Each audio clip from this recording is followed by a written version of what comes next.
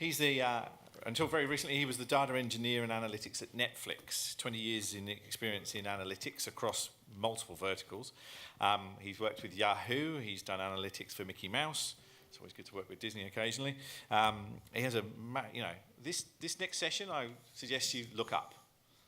There's a lot of you looking down at your mobile phone. If you look down, you're going to miss a lot. There's a lot. It covers an awful lot of detail in this presentation, and it's all extremely useful stuff, and gets deep into data and a deep understanding of what you can actually do with it. So heads up, pay attention. I've told you. He learnt to play the guitar in order to satisfy his Beatlemania fascination. So please give a big hello and goodbye to Satya.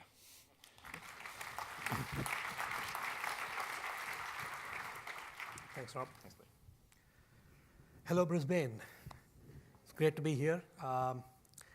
Some very interesting talks this morning, and I think if you think about most of the talks and the topics, a lot about creativity, a little bit of data, and if you think about effective marketing being the perfect union or the blend between creativity and data, my talk is mostly going to be around data.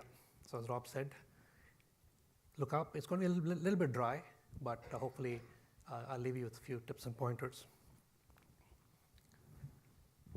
How many of you have seen, heard, or are aware of the statement? Show of hands, please. Oh, pretty good. Quite a few. How many of you believe that's still true today? Much fewer. Great. For the rest of you, just for some context, this gentleman was an entrepreneur in the early 1900s in the US. And clearly, at that point in time, the statement made a lot of sense because I personally don't know what methods they had for tracking information in those days. So I can very well empathize with that statement. And I would say that as recently as perhaps 10, 12 years ago, this was still very much true in marketing. Because unlike in, say, a field like product or product analytics, where you not only control the entire experience, but you have the ability to track information all along the entire end-to-end experience, you have availability of a lot more data. But with marketing, as you all know, it's not just about what you do on your funnels as people come to your site or your mobile devices to potentially purchase.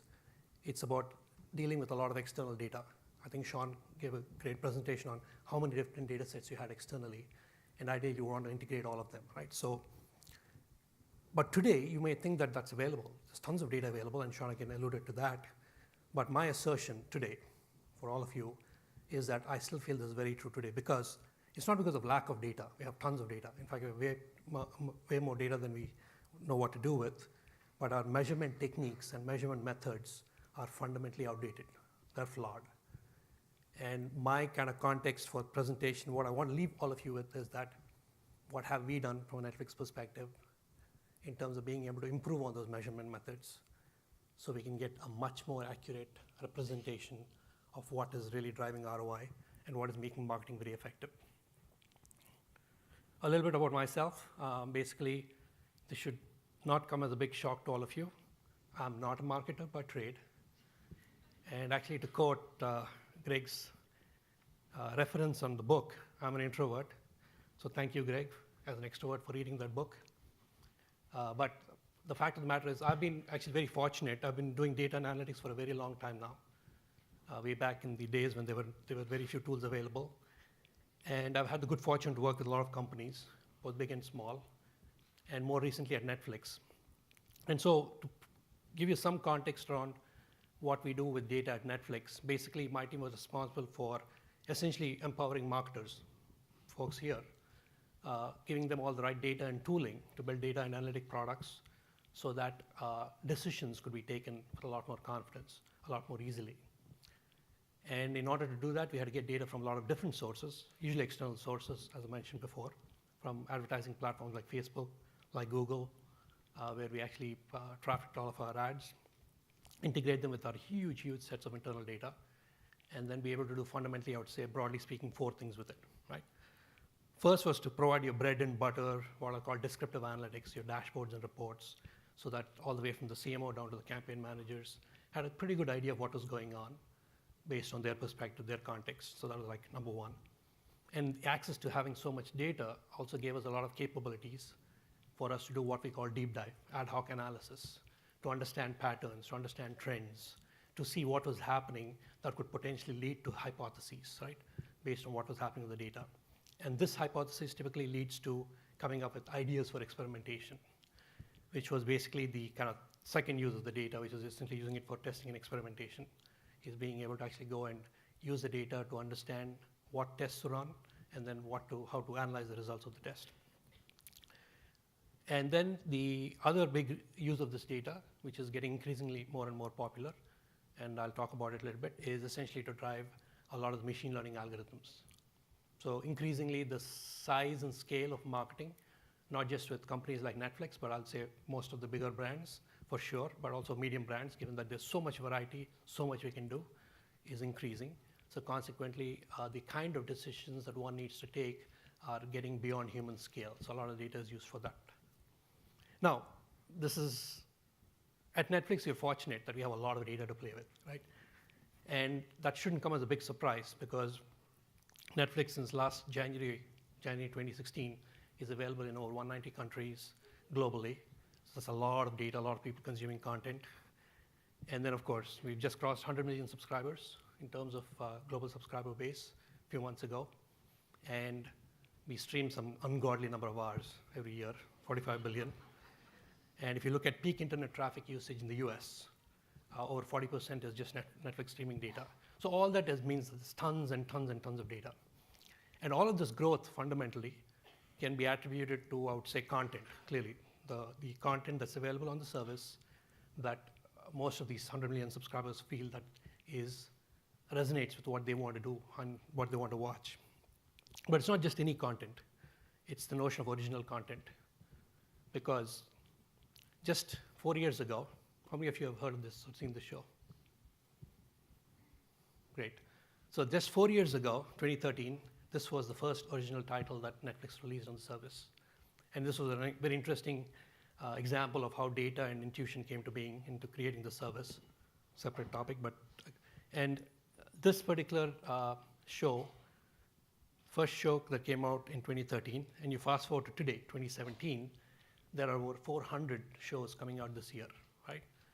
And it's a huge amount of content that's been produced, original content, and it's great. I mean, having all this content is great because anybody who's on the service can clearly sign up, and as most of you know, once you sign up, you have this, the screen that you see is fueled by these internal algorithms that try to predict and try to project what it is that you might want to watch next.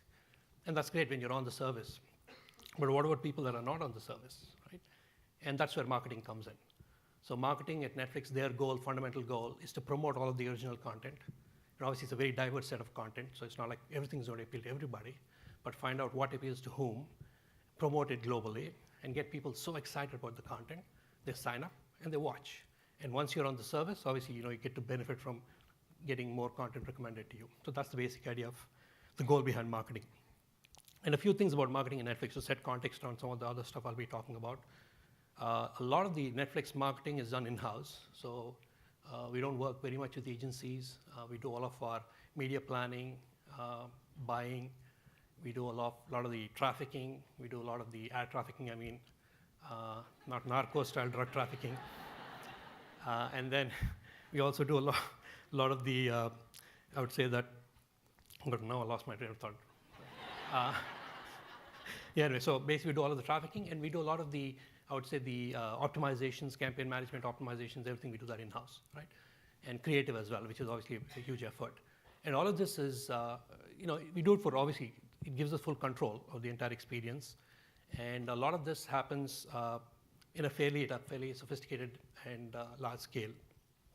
So one thing that I learned when I was at Netflix from a marketing perspective, and I think others ahead of me alluded to this as well, is the notion of fundamentally creating demand or demand generation and then collecting on the demand, right? These are the two kind of concepts that I got familiar with, and I've seen that executed brilliantly at Netflix.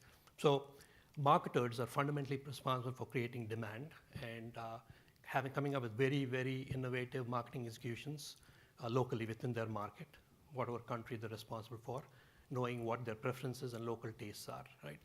And then once the demand is created, the paid media, if you will, conversion optimized paid media ads are responsible for essentially collecting on the demand.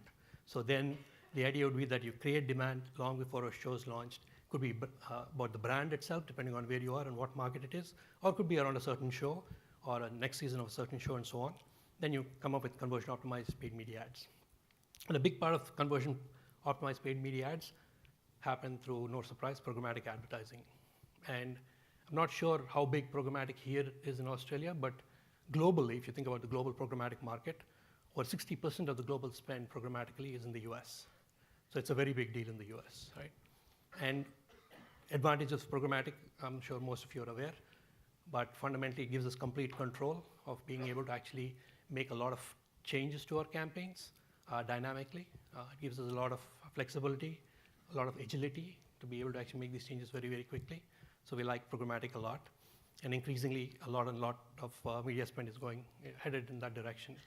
The other thing that programmatic allows us to do, which is more pertinent to the data side of things, is it gives us access to a lot of data.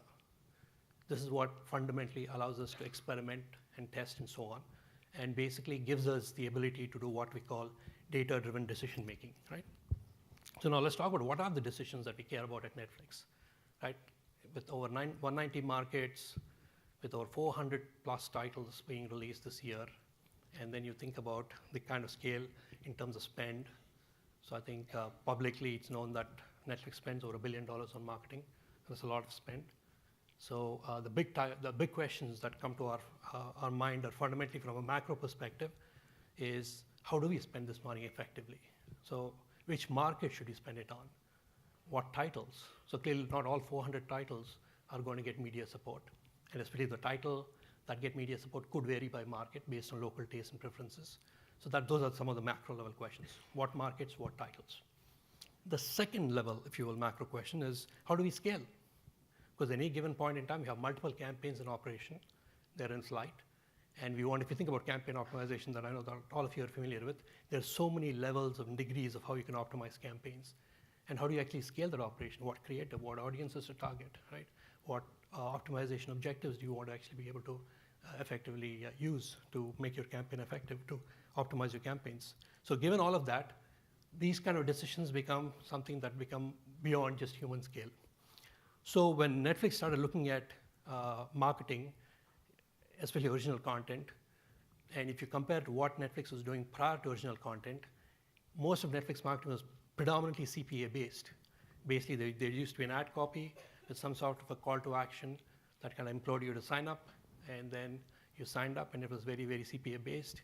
And so some of those measurement techniques that were being used in the past, while they weren't too effective, but they were good enough, right? They were good enough to, run the business, so to speak. But now with the advent of things like trying to promote content, trying to actually show the brand through the content. So it's not about signing up anymore. It's about engaging, potential audiences with the content. The conversion, if you will, is less CPA. It's more view-through based. It's a lot more considered. And the kind of measurements and techniques that we had to use had to be fundamentally different. So that's what we decided to do 3-4 years ago, is set off on this journey, fundamentally to come up with new methods of measurement, borrow from other industries, other domains, methods of measurement, and try to use it in marketing. And like most journeys that that are pretty innovative, this is more than just the cutting edge. It's like the bleeding edge, if you will.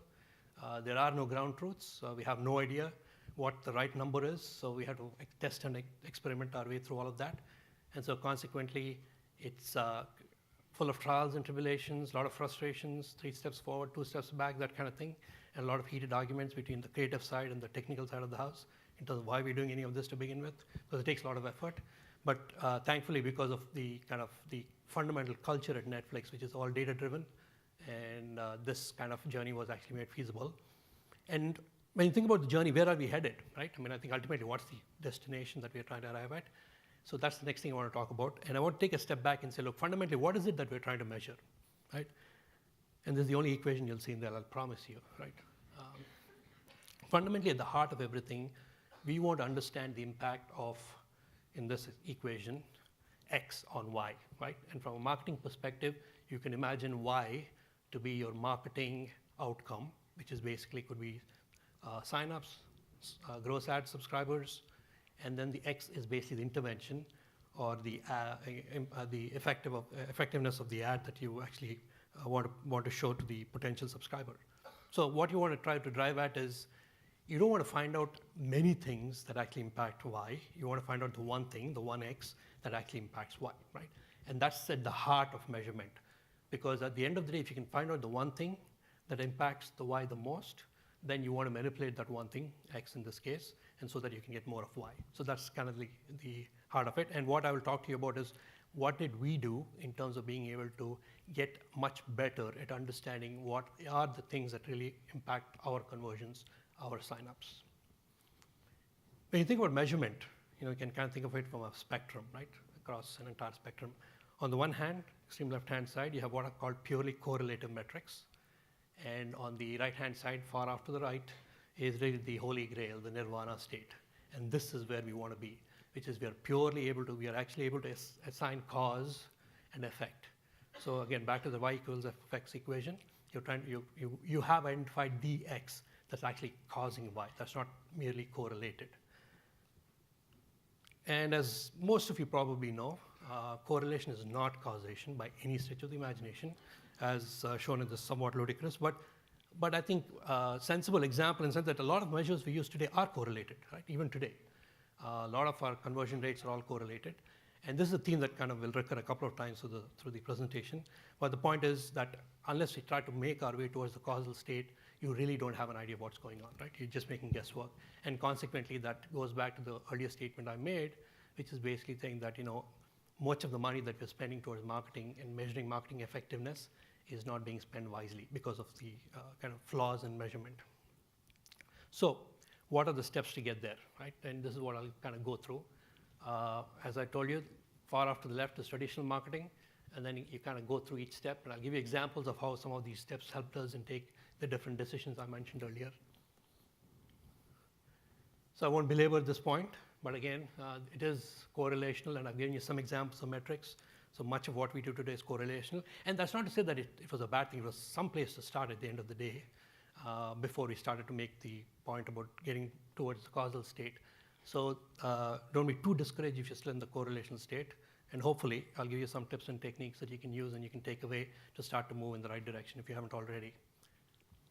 Now, some time back, we used to use this last click conversion, and I think that was, obviously we knew it was flawed, and that's when we came up with attributions, being able to attribute either through some sort of equal attribution scheme or some sort of weighted schemes if you're a little more advanced in terms of attributions. But at the end of the day, even those are very correlative metrics. While they definitely help even out the spend, if you will, and not having to attribute all the spend to the last click, which obviously was not the right thing to do and maybe gave you a slightly better idea of how to spend your money. But at the end of the day, these are also very much fundamentally flawed. So let me get into the next kind of evolution, which is thoughtful descriptive analytics. And the word thoughtful is there, on purpose. So the idea is that descriptive analytics fundamentally are about telling you what happened, right? So they look at what happened, collecting data. It could be last second, could be last month, could be last year. Doesn't matter what the time frame is. You kind of look at what happened, and they try to give you an idea in terms of what you can potentially do. They never ever tell you why it happened, right? It's all about what happened. And if you think about the dashboards that are created typically either by your own teams or by available through portals or agencies, what have you, typically because it's so hard to figure out back to that causal effect of what is really influencing conversions at the end of the day, you have no choice but look at many metrics, right? There are tons of metrics that are always available. Then you as marketers are left to decide which of those metrics are actually meaningful and are actually impactful, and then come up with some decision. And at the end of the day, it's a bit of a guesswork, right? So what we did was try to come up with, okay, how can we get smarter about even correlated metrics? And the three things that we did was, one was based on the data we had access to, we came up with newer metrics. So we do what's called metric research or metric innovation. And then we look at what better ways to measure some of this behavior. So for example, I mentioned view through some time back. Now you could use 1-day view through conversion, you could use 7-day, 14-day, 21-day, 28-day. You could use a variety of those. And some of these portals provide you some fixed views of what those view throughs look like. So we came up with what view through conversions fundamentally impacted our product or our service, right? So that's one example of a metric innovation. So we could get slightly better, albeit correlated, but I'll be slightly better view of what was happening specific to our product. The second thing we do quite a bit is we try to figure out if there's ways to come up with new metrics. So in our world, one of the big metrics that we use is the notion of demand. I mentioned demand creation, demand collection. So one of the big decisions that we had to make when we decide on how much to spend for a title is we've got to get some idea of how big it's going to be, right, in terms of consumption on the service. So we make some predictions based on that. But then once the campaign is live and once the title is launched and we're actually spending money actively while the campaign is in flight, we have to decide if that particular campaign or if that particular demand is actually panning out. Was it really that much demand that we had predicted? Because predictions can go wrong sometimes. So for that, we have come up with some innovative ways coming up to measuring demand as the service launches or as the title launches on the service. So that's another quick example. The second thing I would recommend from a thoughtful descriptive analytics is ultimately any metric on its own is of very little use, if any. So you have to think about what are the right comparables, right? What metrics do you want to compare this against? That'll give you a better idea of if what you're looking at is doing better or worse. And in that end, what we've done is we've done this notion of comparing all of our performance with what I'll call like titles or like campaigns. And how we figure out like campaigns is a whole other topic. But needless to say, there's a lot of data and machine learning that goes into it. But the whole idea is that you're comparing at any given point in time, have a campaign in flight, how is it doing vis-a-vis prior campaigns, right? And that's the kind of benchmark you use to say, am I doing well or not in terms of performance? And the third thing we do is fundamentally how do we take all this information, all these metrics, how do we simplify it into a decision framework that makes it easy for our marketers to take decisions. So they don't have to pore over many metrics. They don't have to come up with their own unique ways of trying to figure out what two metrics to quote unquote correlate and take decisions on. So we come up with a framework. So in the next example I'll share with you, the situation is where we've got many campaigns in flight, and given that we want to be adaptive to figuring out how to actually decide which campaigns to lean into versus pull out from, we use a simple 2x2 framework. This basically measures along the x-axis the conversions, and then the y-axis is the demand metric I spoke about earlier. And what you see are a bunch of titles, right? Or titles or campaigns. We use them kind of interchangeably. And the idea would be that it's a simple matrix that says, look, if you've got high demand, high conversions, that means your predictions were right, people are really liking the show, and your marketing is working, right? So your choice then for an in-flight campaign would be to continue to stick with whatever plan you had in terms of spend. Now, in contrast, if you go to the title 4, which is on the bottom left quadrant, you can look at a title that's not showing a whole lot of demand as it's launched, and your marketing isn't working great either because there isn't any demand. So these are potentially a title you can pull back from. Maybe you don't need to spend any more on it, or maybe you can pull money out of it potentially, right? So a quick way of figuring that out. Now on the bottom right, you see a title that has low demand, high conversions, which is good. Marketing is really working in spite of the fact that there's low demand. Your conversions are working, but chances are people are not going to be very happy with. They're watching other things essentially, right? So you may want to potentially think about staying put and not doing a whole lot on it. On the top left, you see a title that's got high demand, low conversions. Clearly, there's demand, but conversion not panning out. So it's time for marketing to think about how you can do potentially a creative refresh or do something different to try to capture on some of the demand. So this is a quick example. And once we figure out what titles that we want to lean into and lean out of, so that way we can take the budget and kind of distribute them accordingly, we still have to figure out within a channel perspective, right? So now I have a title, I've got an option to invest or distribute that budget across many channels, many programmatic channels in this case. This is an example of how we think about doing that. And this just to give you an idea about back to the comparable titles. We have the ones that are highlighted are the titles that are currently in flight, and we're comparing them to prior titles that look very similar to them. And we take multiple kind of comparisons and see is it doing better or worse than the median performance. And we use median because it's a whole lot better than using average, just to give you some ideas. The next one is predictor models. Now, in the long journey towards pure causation, where you can get an absolutely clear read on what's going on, you can also model what's called, you can actually model what's happening from a causality perspective. At this point, I have a quick question for the audience. How many of you have heard of incrementality or incremental conversions? Not very many. So that actually is one of the key fundamental concepts that I think is pretty important, which is for any product or service, there's always some latent demand in the market, right? So in other words, even without advertising, you're going to get some conversions. So advertising, hopefully, and good advertising, good marketing can vastly increase those number of conversions. Today, what we do is we typically measure what's called absolute conversions. So to put it more concretely, if I take an example, let's assume in a no ad situation, you're getting 5% conversions, right? And then you actually advertise and you get 8% conversions. Now what we measure today is the 8%, and we budget according to the 8%, and we do our planning and for future campaigns based on the 8%. But in reality, the incremental conversion that your marketing actually drove was only 3%, because you already had 5% as your baseline without any ads. You only got 8%, so 8 minus 5 is essentially 3%. And that's an important construct, because at the end of the day, what you want to try to measure is not only causality, but also how do you get to incrementality, right? You don't want to measure based on the absolutes, because then you're just wasting money, because sometimes you don't need to actually advertise to bring in the conversions. So you can actually model that. So beyond just measuring that, you can actually model that. And the way you model it is basically by, again, based on data that you have access to, which most of you should have access to this level of data. Google definitely makes it available. You can actually start to tease out what are some of the non-X factors, so that you can get to that 1X that's impacting conversions, and consequently come at a slightly better, again, it's a model, so it's not going to be totally accurate.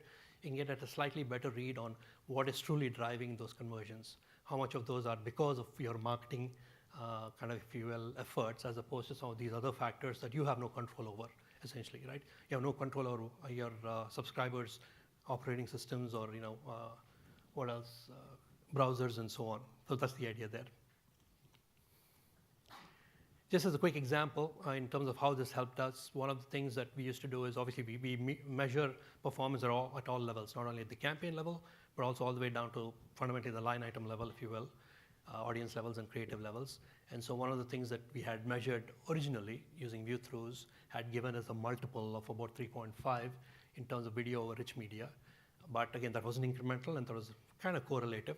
But again, using this model, which again may not be the most accurate, but definitely better than correlative metrics, we arrived at a 10x multiple, right? So both from an incremental perspective as well as from a causal perspective, we found that video was driving 10x more.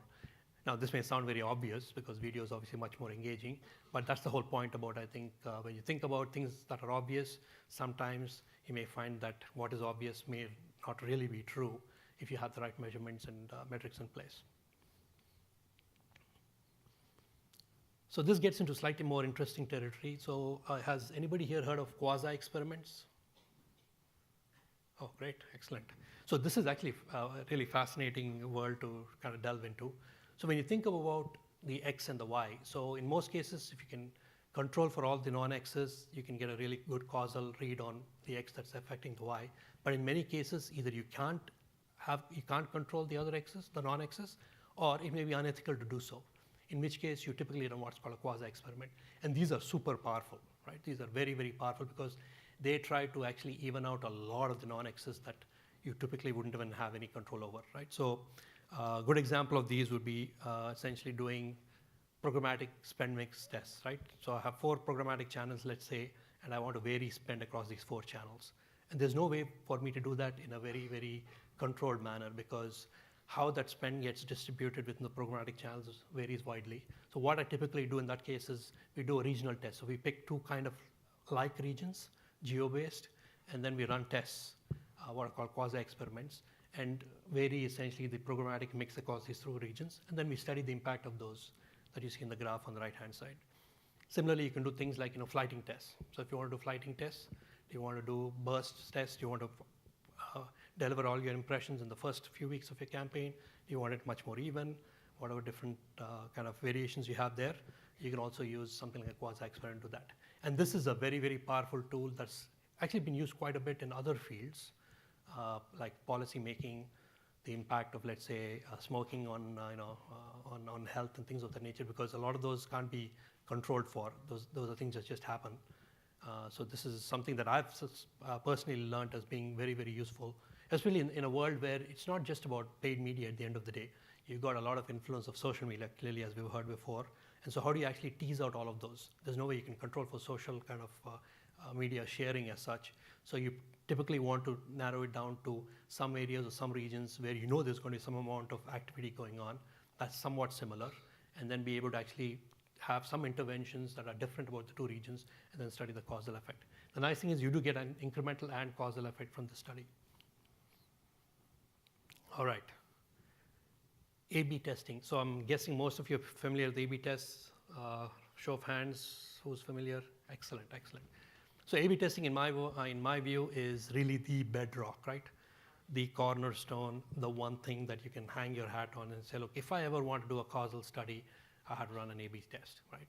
Now, A/B test comes in many shapes and forms, and the simplest way to kind of articulate it is basically you have a population on the left-hand side, you kind of split them up in the simplest form into a control and a test, and then you show the control what's currently you feel is the standard, if you're advertising creative.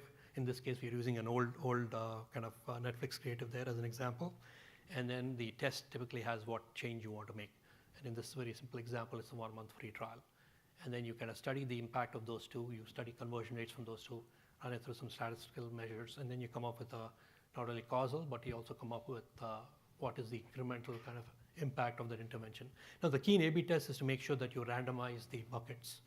And by randomizing it, what you're doing is, although you're essentially randomizing the non-X factors, right? So basically, you're making sure that all the non-X factors between these two buckets are somewhat even, right? You've normalized for those, and that's the key. And clearly, there's a very simplified test. You can run many multi-cell tests, A/B tests like this, and you can practically A/B test anything these days. And that's the advantage with programmatic and with data. You can not only A/B test A/B test creative, you can clearly A/B test all of your funnel, once the landing page to the product page to the payment page to your conversion page, and I'm sure most of you are doing that already. You can also do a lot of the top of the funnel testing, not just the creative, but you can also test for, if you will, optimization objectives. You can test for audience, different kinds of audiences, and you can do tons here. Here's again a simple but a very powerful example of both causal and incremental effect of marketing that we teased out through an A/B test. So left-hand side, so one pattern Netflix observed was during winter season, especially when stormy weather in the East Coast, let's say New York, there used to be an uptick in people viewing or signing up for Netflix and viewing. So marketing obviously wanted to lean into that, so they actually bought a lot of paid media ads and ran a lot of ads, and clearly it was seeing a lot of conversions, a high amount of conversions. But then, again, being curious, they said, look, is it really marketing that's driving the conversion, or is it something else? So that's when they ran an A/B test fundamentally to see, look, what's the impact of having a control group still in the same stormy winter season city and that don't see any ad, and then what is the impact of people that are in the same or similar city in the same kind of weather situations that do see the ad, right? And then as it turned out, there was little, if any, impact, incremental impact of marketing on conversions. And this is powerful because otherwise you'd be just wasting money, right, on the other side. All right, the final frontier. We're almost home now. I'm glad to see most of you still mostly awake. That's good. So let's talk about incrementality-based algorithms. So let's talk about algorithms. What do you need algorithms? So at the end of the day, algorithm is obviously something that you want to be able to embed in some sort of a system, in some sort of a machine learning system to achieve scale. And you want to make it so that a lot of the decisions that you take that are beyond, like I mentioned earlier, human scale, can be automated through machines. And you want to make it incrementality based because at the end of the day, there's no point automating something on the wrong metric. So that's why incrementality based algorithms are very, very important. And this is a big area of focus and effort at Netflix, because when you think about the decisions we take, some of them are probably left better to humans, and some of them are probably better left to machines. And this kind of explains, in context of some of the decisions we take, on what are some of the decisions that are better left for humans. So if you think about which titles do we want to invest in, as I mentioned, two of the biggest questions are which titles and which markets. That's not purely conversion-based decisions at that point. We're taking more strategic decisions, and then the decision parameters are fewer, right? It's not like we have thousands of things to look at, and these are typically best taken by humans, those two decisions. And when you think about creative audiences, right, optimization objectives, the decision parameters start to expand significantly. And you can't respond to them, you can't react to them as quickly as you'd like to. And that's where machines come in very, very handy. And this is where these algorithms come into the picture. And that's how kind of we think about it from a Netflix perspective, is that what are the decisions that the machines can handle for us? So that way, once we've decided what titles, what markets, can we essentially launch a campaign and have it kind of auto-correct itself, auto-optimize itself. And that's kind of the direction that, that we're headed in. So what does the future look like at Netflix? Clearly, it's always going to be a healthy conversation around, So just to give you some more intuition, apologize for that, around the algorithms. In a programmatic situation, you typically are looking at some of these parameters at a very, very high volume, at a very, very low response times. On the right-hand side, you see that at any given point in time in a programmatic situation, you're participating in an auction. And there are multiple advertisers or marketers participating in this auction. And the first question you're faced with, do you even want to participate? Meaning, is that potential subscriber or target or audience the ones that you want to actually attract? And that's the first decision that you want to take. Next decision you want to take is how much do you want to bid? Because there are competing bids. And being that it's an auction, your bid has to win the auction in order for your ad to be shown. So the second order decision is, okay, once I've decided that it is the kind of right audience I want to target, how much do I really want to bid? Then the third decision that you want to take is, okay, now that I want to target and I've figured out how much to bid, what title do I show them? Keep in mind we have multiple titles, multiple offers, if you will, that we have in place. So what's the right title to show them? And then the third is, and the fourth one, of course, is around what creative. Because creative, the last mile still plays a big deal. So what kind of creatives do people want to see that's going to be most compelling for them? And all of this happens in some microsecond kind of decision times. And what's underlying all of these decisions is this machine learning kind of notion of explore and exploit. And basically, the explore and exploit algorithm is doing, broadly speaking, two things. It's taking a lot of the impressions and it's trying to exploit what it already knows works, right? So think about, let's say, 80, 90, 95% of the impressions, it's just exploiting based on what it knows works, using some intuition, some seed. Then the 5 to 10%, again, this could vary, it's learning. And what does learning really mean? It's trying new creative, it's trying new audiences. So it's not like you have a manual audience target that you're going after all the time. It's trying new audiences, new creative, new optimization objectives, new titles, right? Different offers. And based on what it's learning, then whatever it finds is working, then it tries to move it into the exploit bucket and starts to exploit on them. But at any given point in time, it's always learning. And that's the key. So that way, as things change, as obviously new titles, new offers come out, as new kind of competition comes into the bidding place, and as tastes change, as preferences change, the machines are able to kind of at least get an idea of what's working, what's not working, and then be able to actually take advantage of that. So the future at Netflix in terms of marketing, it's a partnership between humans and machines.